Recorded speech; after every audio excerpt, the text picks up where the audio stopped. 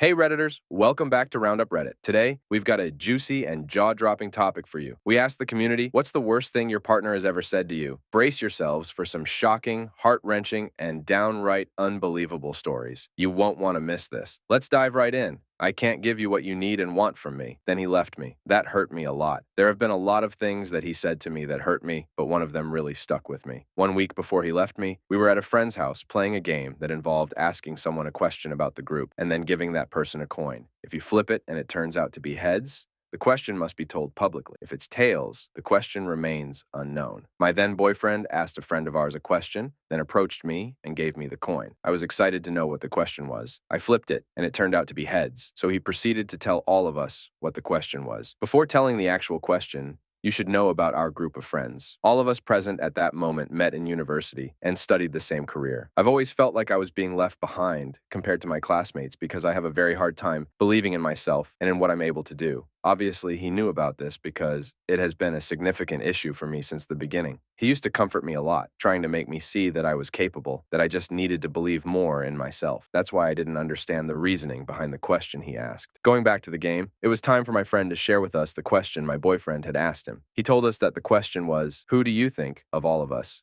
will be the last one to find a job after we graduate from university? Obviously, it hurt me a lot to find out that he chose me, but immediately I thought about my boyfriend being the one to ask the question. He knew that it was a very hard topic for me, and he still decided to ask the question, knowing that I could be one of the answers. The following week, we were talking about various things, and I mentioned what had happened. We talked about it the same day because I was upset, but we didn't get into it as much as I needed. So I told him that it really hurt me, and I didn't understand why he would ask such a question. He told me that those kinds of questions were the best because they were uncomfortable. I know what he meant, but you can't be that miserable to others, especially if you know that your girlfriend struggles with that kind of thing. Well, getting into the important part of the story, I mentioned to him how much it impacted me and how I felt, and he told me the following sentence. I don't know what to say to you, Marina. I would have said the same thing he said, referring to the friend who gave me the coin. I don't think I've ever received any words that hurt as much. He was basically saying that he thought the same about me. It made me feel like I wasn't capable of doing anything. You know, having that thought about yourself and what others may think of you is hard enough, but bearable. But not if it's coming from the one you love the most, the one you trust and hope to be your support. It was heartbreaking, and I really think it's going to stick with me forever. But hey, update. Look who's the one that has a job before anyone else who was in that room that day. I feel really proud of myself for not letting him or anyone else define my future or my abilities.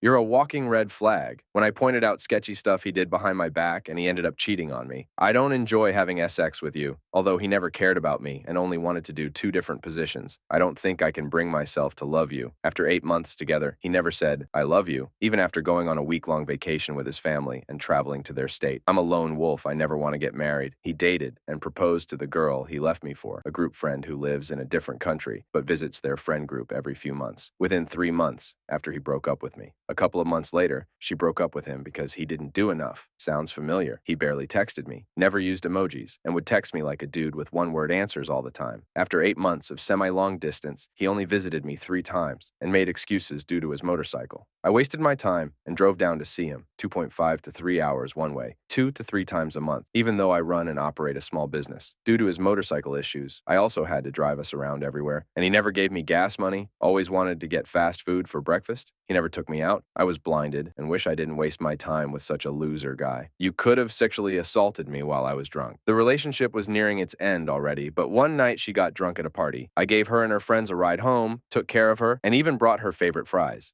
A few days later, we hung out and got into an argument. She implied I could have assaulted her while she was drunk. She didn't black out and remembered plenty of details from the night before. She just said it to hurt me. Beyond that, she's a rape victim, so it was an especially charged statement. She apologized shortly after, but it didn't matter. She had a history of saying hateful things when she was angry, but that took it to new heights. I'll always be confused by that. Trigger warning for abusive relationships. He told me I was being manipulative after crying because he would not respect my consent and continued manhandling me, literally grabbing, pulling, and restraining my arms and legs after I had repeatedly told him to stop. He would never respect my boundaries and blamed my unhappiness on me because sometimes I'd say no and wouldn't mean it. It got to the point where I asked for a safe word to eliminate any confusion, and he outright refused multiple times. He blamed everything on me. If he didn't know I wanted him to stop, it was because I said no too often. If he was too rough, it was because I was too sensitive. If he wouldn't stop doing something and it scared me to tears, I was being manipulative. If something he said upset me, it was my problem because I chose to be in a relationship with him. Sorry for the rant. We are not together anymore. The only ring you'd ever get from me is a ring pop. He cheated because he and his parents expected him to be with someone who would take care of him completely, essentially a barefoot housewife. He mocked me when I was upset about his cheating, saying, "Cheating is natural and happens in nature. I thought you'd get over it." He lied about cheating because I wouldn't be able to handle it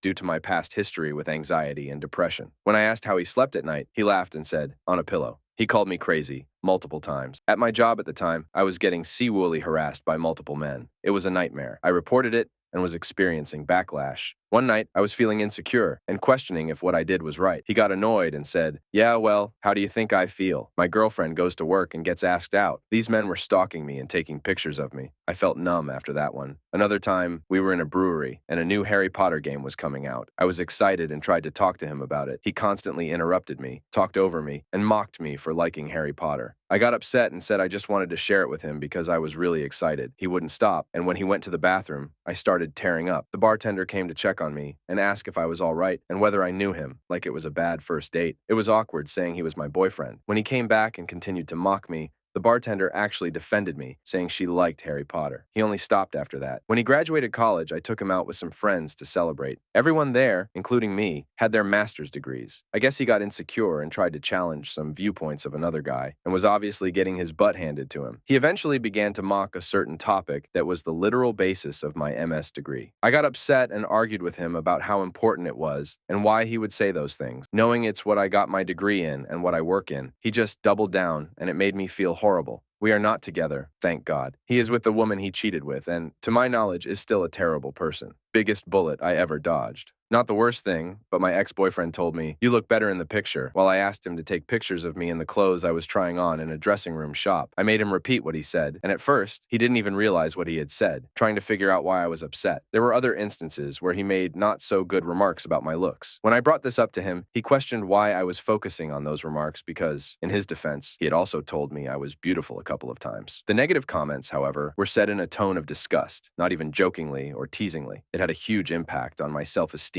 hearing those things from him, making it hard for me to pull myself back up. Honestly, he was the one with very low self-esteem, and I was helping him boost it. Unfortunately, I was the one dragged down. I'm glad we're not together anymore. He said some awful things over the years. He told me our sex was boring and that I had no idea what he liked in bed. This while I was working through post-traumatic stress disorder. We were seeing a psychologist who specializes in couples and sex at my suggestion. I was reading all the books on sexuality and working through trauma just to be better for him. All he did was complain and tear me down on several occasions, like the time he told me he had crashed at one of our girlfriend's places for the night and then told me he had the urge to have sex with her. And "You remind me of my mother" is also up there. His mother is seriously emotionally abusive. Their whole family is avoidantly attached. It really hurt when he said that because I always tried to be his safe place, and I am still convinced that I am. It's the only reason he had the nerve to be so mean to me. I'm remembering so much bad stuff that the time he told me he cheated on me doesn't even make the top 10. We are no longer together, and I might call a psychologist because what the hell? Why did I put up with this man?